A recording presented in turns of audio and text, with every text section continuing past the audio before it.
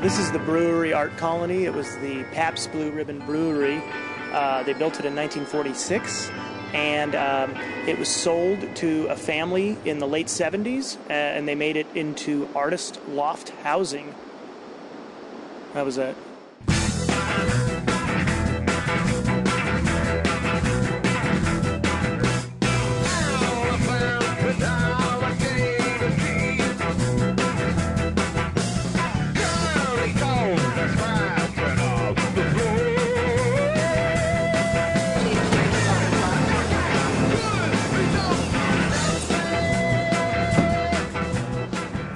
My cleaning lady disappeared, so I got that from Mark Kostabi. I traded Mark Kostabi advertising in my magazine for that painting. And then, so the room here is when I need to get any paperwork done, usually the best space to do that on is the bed, because then I can't go to sleep until I finish my paperwork. So it's sort of a little, you have to learn your own, like, tricks. You have to trick yourself, you know what I mean? It's now the world's largest art complex. It may be disputed, but I don't think there's anywhere else that has 320 lofts in it. The entire structure was used for different parts of the brewing process. This, as you can tell from the signage, was the fermenter storage cellar M. And as a result, we're going from what used to be old refrigerator doors, go through another refrigerator door here. Well, one nice thing about it is it has about 15-foot ceilings, which is great if you make large paintings, and it gives it an open feeling.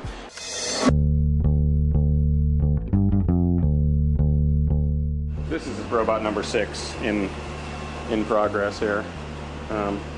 It's actually pretty different from the other ones I've built because it's a little smaller, all electric, all aluminum, a little sexier, more finished kind of thing going on. But yeah, I've lived here about 5 years, moved down from San Francisco. I had a much larger shop up there, but this is working for me, barely. I've been living in this space for 5 years, I think, and at the brewery for almost 8. We were lucky enough to get this one, which I think is a great space, because we have these lovely windows, and the light for a painter like myself is perfect. It's just such a nice light, and I think it's affected my work a lot, just because the purity of the light. I mix really pretty clean colors, and it changed my painting when I moved in here. I used to paint very dark, and now I paint very light and colorful, which I think is, as a painter, it's interesting. This is the most recent issue. Got Gary Basement on the cover. He's an artist. Everybody knows him. And then this issue had Nancy Reagan on the cover with her personal ad. After Ronnie died, we did a little personal ad. The magazine covers the LA and New York art world. It's the, we tell the truth about the art world. We're not one of these, like, we don't have a bunch of this theory that's just a bunch of lies and pretentious individuals not making sense. We tell the truth as we see it. And then the magazine generates a lot of writing, other freelance writing gigs. I do a lot of art writing for other magazines.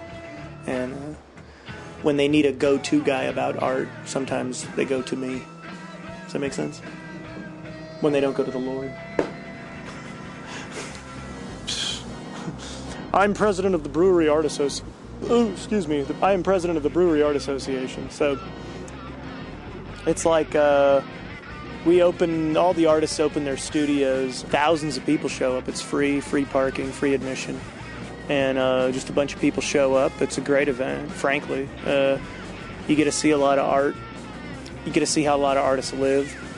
It's 2 days, Saturday and Sunday. It's the third weekend in October and the third weekend in April. It's been going for 15 years now. At one time, there was 9 open studios. Now there's, about 110 studios, almost 200 artists. It's a great date because it's free. This is an experimental space. We're calling this AND Lab, stands for Art and Design Laboratory. And our core business is corporate identity design and branding. About 3-4 years ago, I was asked to tutor a few students, and I was able to do a different kind of teaching than what usually allows in the institutional setting.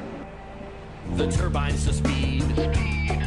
I build big mechanical contraptions of all varieties here at the brewery. Most of what I build is robots. These are 2 robots that I've built on the trailer behind me. This one's called the Manipulatrix, and that one's called the Necropod. Yeah, this is my home. Like, bed's right there. Living room. TV room.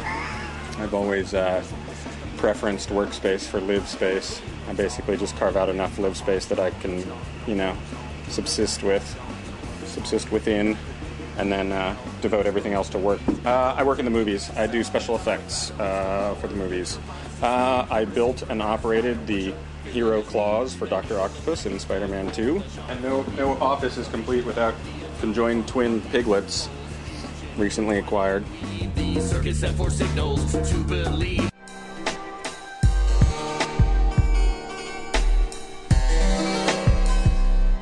Well, this is the most recent painting. Internal forces of the brain dictate where and when to make a mark. And so I really have no idea what it eventually will look like. I have a few ideas of what color combinations to use. I consider those decisions kind of rudimentary or banal decisions.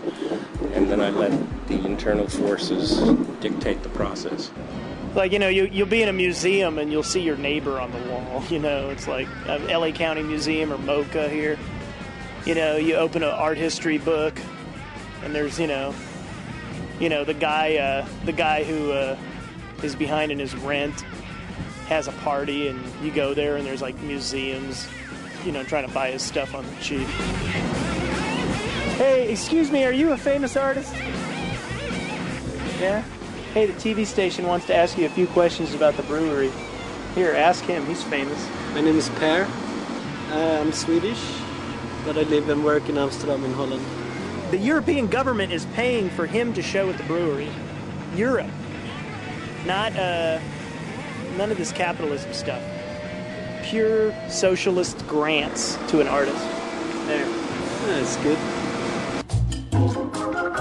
It's nice to be in a creative community where I can bounce things off of people, which I think is really great.